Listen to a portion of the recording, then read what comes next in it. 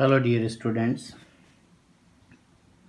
आज हम गैमेटोजेनेसिस में टॉपिक स्पर्मेटोजेनेसिस को ही आगे फॉरवर्ड करेंगे। इससे पहले हम लोग जो प्रीवियस टॉपिक पढ़ रहे थे उसी को ही आगे फॉरवर्ड करेंगे। स्पर्मेटोमेटेलियोजेनेसिस, sperm is transformed into a differentiated sperm by the process of spermiogenesis। क्या बोल रहा है कि स्पर्म ट्रांसफॉर्म्ड होते हैं transformed into a differentiated sperm, यानी स्पर्मेटिड्स की बात करें, sorry spermatids. This process is called as spermiogenesis which is, और ये जो ट्रांसफॉर्मेशन होता है वो कैसा हो सकता है? Morphological, external, metabolic, internal characteristics, chemical changement, functional differentiation is done. In this process, spermatocyte, a spherical, non-motile and haploid sperm. In this process, from spermatocyte, spherical, non-motile and haploid sperm, spermatocyte से ये non motile haploid sperm development होता है। The nucleus and Golgi body is transformed into head. Nucleus और जो Golgi body है वो किस में कन्वर्ट हो जाते हैं? हेड में। और हेड का पार्ट क्या है? Acrosome. Mitochondria into middle piece, mitochondria किस में कन्वर्ट हो जाता है? मिडल पीस में। And distal centrosome in tail, और डिस्टल सेंट्रोसोम किस में? Centrosome. After spermiogenesis, the head of sperm is being embedded in Sertoli cell. After spermiogenesis, head of sperm, spermiogenesis की प्रोसेस के बाद में जो स्पर्म का हेड है वो सर्टोली सेल में एम्बेडेड रहता है, धंसा हुआ रहता है। At last the sperm are excluded from seminiferous tubules by spermiation. जब एंड प्रोसेस होती है तो ये एक्सक्लूड किए जाते हैं, आउट किए जाते हैं, बाहर निकाले जाते हैं by seminiferous tubules. This process is called spermiation. The formation and development of sperm is affected by, development और स्पर्म का फॉर्मेशन किन किन चीज़ों से इफेक्ट हो सकता है? एक तो है टेम्परेचर, एक हार्मोन्स और एक मेंटल स्टेटस। इन तीनों चीज़ों से इफेक्ट हो सकता है। The hormone secreted by the gland by the anterior lobe of pituitary gland. Spermatogenesis की प्रोसेस को कंट्रोल करने वाला जो हार्मोन्स होते हैं वो एंटीरियर लोब प्यूटिटरी ग्लैंड के एंटीरियर लोब से सिक्रेट किए जाते हैं। फर्स्ट है luteinizing hormone, stimulate the Leydig cell. ये लेडिंग सेल को स्टिमुलेट करने का फंक्शन करता है। By which androgens are secreted, जिससे क्या होता है? लेडिंग सेल्स एंड्रोजन का सिक्रेशन करना स्टार्ट कर देती है। And the androgen includes spermatogenesis, androgen induces spermatogenesis. और एंड्रोजन क्या करते हैं?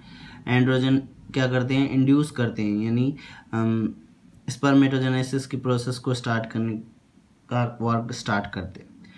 तो एंटीरियर लोब ऑफ प्यूटिटरी से ल्यूटिनाइजिंग हार्मोन सिक्रेट होता है। ल्यूटिनाइजिंग हार्मोन स्टिमुलेट करता है लेडिंग सेल को, लेडिंग सेल्स एंड्रोजन सिक्रेट करते हैं और एंड्रोजन स्पर्मेटोजेनेसिस स्टार्ट करता है। दूसरा है FSH, follicle stimulating hormone, stimulate Sertoli cell which helps in the process of spermiogenesis. ये follicle stimulating hormone Sertoli cells को स्टिमुलेट करता है जिससे स्पर्मियोजेनेसिस की प्रोसेस कंप्लीट होती है। ये भी स्पर्मेटोजेनेसिस का एक पार्ट होता है, स्पर्मियोजेनेसिस भी। GnRH, गोनेडोट्रोपिन रिलीजिंग हार्मोन, ए हाइपोथैलेमिक हार्मोन। ये एक हाइपोथैलेमिक हार्मोन है, ब्रेन का एक पार्ट होता है हाइपोथैलेमस, ठीक है, यानी प्यूटिटरी ग्लैंड का ही formation. Released on adulthood, adulthood में यानी यौनावस्था में या डेवलपिंग एज के अंदर ये रिलीज किया जाता है इंक्रीज्ड अमाउंट में, ज़्यादा अमाउंट है। GnRH stimulate the interior part of pituitary gland, और ये हाइपोथैलेमिक हार्मोन प्यूटिटरी ग्लैंड को के एंटीरियर लोब को कंट्रोल एंड कोऑर्डिनेट, मतलब हाइपोथैलेमिक सिक्रेट होगा तो एंटीरियर पिट्यूटरी ग्लैंड स्टिमुलेट होगा, एंटीरियर पिट्यूटरी ग्लैंड स्टिमुलेशन करता है तो ल्यूटिनाइजिंग हार्मोन, और ल्यूटिनाइजिंग से फिर एंड्रोजन सिक्रेट होता है। नोट है, sperm can survive for several years in relax state in cold storage. Sperm को हम लोग एक रिलैक्स स्टेज में कोल्ड स्टोरेज के अंदर लंबे टाइम तक सेव करके रखते हैं। But sperm can survive 55 to 60 minutes in absence of food and in high temperature। But बिना खाने के और ज़्यादा टेम्परेचर पे खाली ये 55 से 60 मिनट के यानी 1 घंटे तक सर्वाइव कर सकता है। फिर है स्ट्रक्चर ऑफ ह्यूमन स्पर्मेटोजोआ।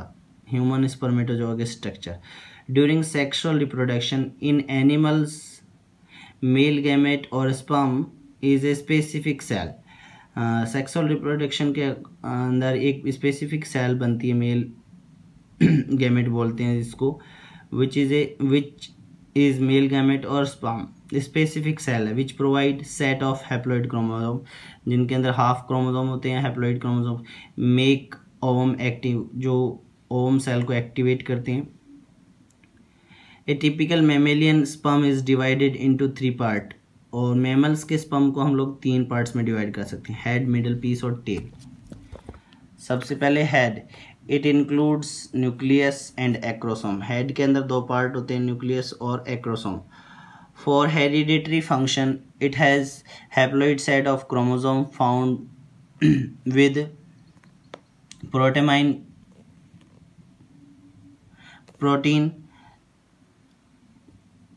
क्या बोल रहा है कि इट मीन्स इसमें हैप्लॉइड सेट क्रोमोसोम होते हैं और प्रोटीन का अमाउंट होता है। Acrosome, the acrosome is located at the anterior end of the sperm. Sperm के टिप पार्ट पे, एंटीरियर पोर्शन पे ये अटैच्ड होता है या फॉर्मेशन करता है, वो एक्रोसोम कहलाता है। An activation hormone anti fertilizin is present on the head of sperm. इस पार्ट में एंटी फर्टिलाइजिन, ठीक है, एक्टिवेशन हार्मोन होता है, एंटी फर्टिलाइजिन ये प्रेजेंट होता है।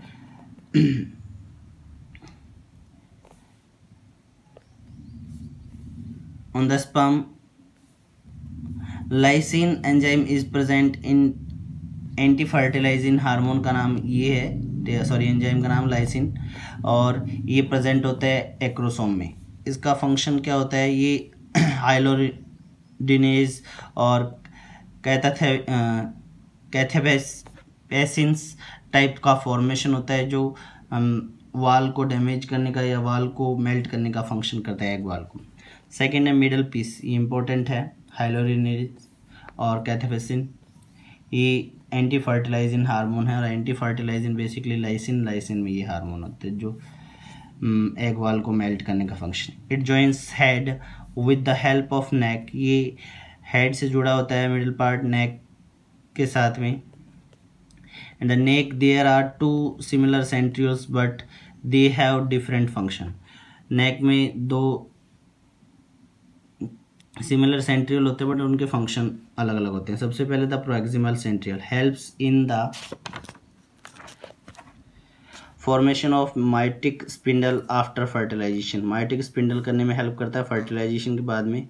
Situated perpendicular to the long axis, perpendicular होता है लॉन्ग एक्सिस की। Distal centriole form axis works as basal body, axis पर प्रेजेंट होता है, बेसल बॉडी के जैसे फंक्शन करता है।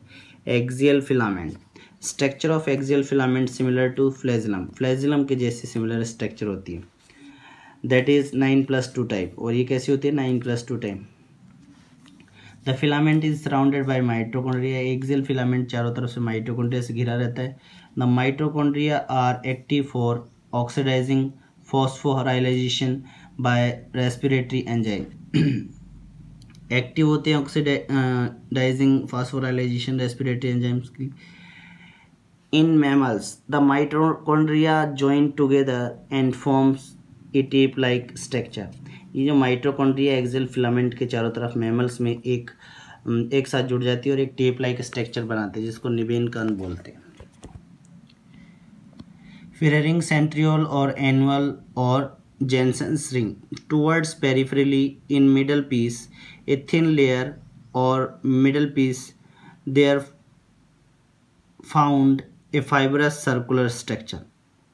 मिडल पीस के अंदर एक लेयर होती है, ठीक है, फाइब्रस सर्कुलर स्ट्रक्चर, वो रिंग सेंट्रियोल कहलाती है। रिंग सेंट्रियोल का function, whether mitochondria is going in tail part, ये जो माइटोकॉन्ड्रिया के going to the tail part का फॉर्मेशन है जो रिंग सेंट्रियोल में या माइटोकॉन्ड्रिया का फंक्शन को फॉरवर्ड करने का। Tail the longest part of the sperm, longest part होता है स्पर्म का, at the end part of the that forms the pointed part of tail, while the mid part of tail forms the major part of the tail. The end part होता है वो तो क्या होता है, longest part है ये सबसे पहले, और जो end part होता है वो pointed होता है, और middle part कैसा होता है major part होता है। Structure 9+2 होती है, cytoplasm and thick filament होता है। In sperm there stored food ribosome, store food होता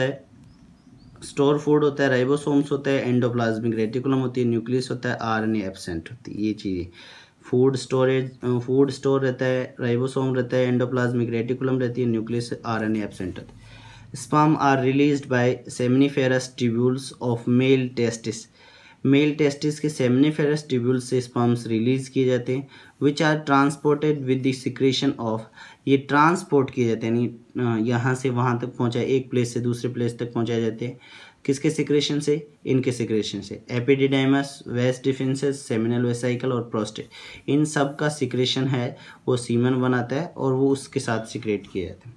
दीज डक्ट्स, ये डक्ट्स एपिडिडाइमस, वास defence, seminal vesicle, prostate gland are essential for the maturation and mobility of sperm. इनका जो secretion है सबका, वो स्पर्म की मोटिलिटी यानी उसको मूवेबल बनाने के लिए और मैच्योर करने के लिए कैपेबल होता है, जो रिक्वायर्ड होता है। Next human, a human male releases, ये एक इम्पोर्टेंट क्वेश्चन है। ह्यूमन मेल मैमल होता है, मैमल्स की बात करें, बट मैमल्स में भी एक category human male nearly about 200 to 300 million sperms at a time in which 60% are normal size. एक टाइम पीरियड में सीमन में 200 से लेकर 300 मिलियन तक स्पर्म्स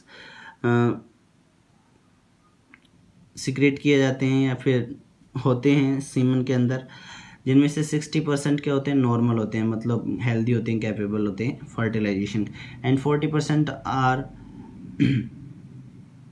फास्ट मोबिलिटी। 60% नॉर्मल होते हैं, बट जो 40% रेस्ट है वो और भी फास्ट एक्टिव रहते हैं। This activity is performed by testicular hormones, ये सारी की सारी एक्टिविटी टेस्टिकुलर हार्मोन एंड्रोजन से कंप्लीट की जाती है, जिसको टेस्टोस्टेरोन बोलते हैं।